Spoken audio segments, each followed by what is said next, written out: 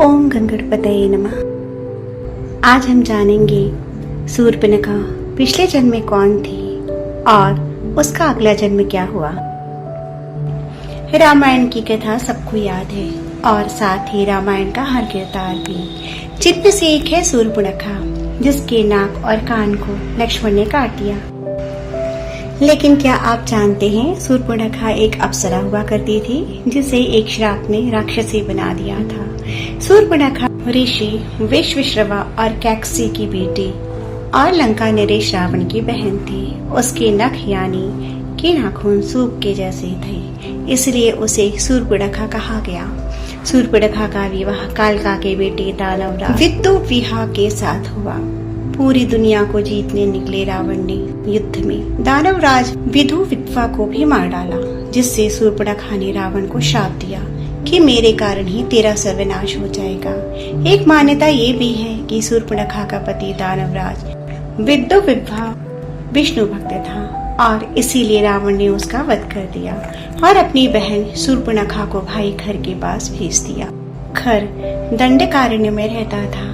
इसी दंडकारण्य में श्री राम वनवास के समय रह रहे थे। ऐसे में श्री राम पर मोहित हुई शूर्पणखा ने श्री राम से विवाह की इच्छा जताई, तो श्री राम ने मुस्कुराते हुए कहा कि इस जन्म में मैं एक पत्नी व्रत हूँ। मेरा छोटा भाई लक्ष्मण है, तो तुम उसके सामने प्रस्ताव रख सकती हो। श्री राम की बात सुनकर शूर्पणखा ने लक्ष्मण से विवाह के लिए पूछा, तो लक्ष्मण ने मना कर दिया और फिर से श्री राम के पास जाने को कहा, जिससे गुस्साई शूर्पणखा ने माता सीता को खाने की चेष्टा की और फिर श्री राम के कहने पर लक्ष्मण ने उसकी नाक और कान काट दिए। कहा जाता है कि शूर्पणखा पिछले जन्म में एक अप्सरा थी, जिसका नाम नयनतारा था, जिसे इंद्र ने वज्र नाम के ऋषि की तपस्या को रोकने के लिए भेजा था।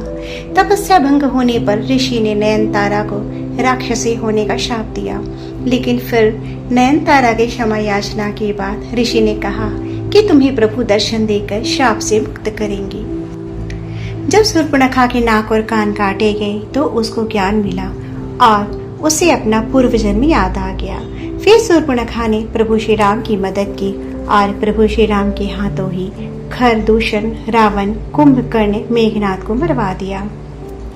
कहा जाता है कि इसके बाद शूर्पणखा पुष्कर जी में चली गई और जल में खड़ी होकर भगवान शिव का ध्यान करने लगी। ये भी कहा जाता है कि शूर्पणखा ने रावण वध के बाद गुरु शुक्राचार्य के आश्रम में शरण ली थी। कहा जाता है कि शिव आराधना के बाद भगवान शिव ने शूर्पणखा को दर्शन दिए थे और कहा था कि द्वापर युग में जब श्री राम कृष्ण अवतार लेंगे, तब कुब्जा के रूप में तुम्हें कृष्ण से पति सुख मिलेगा।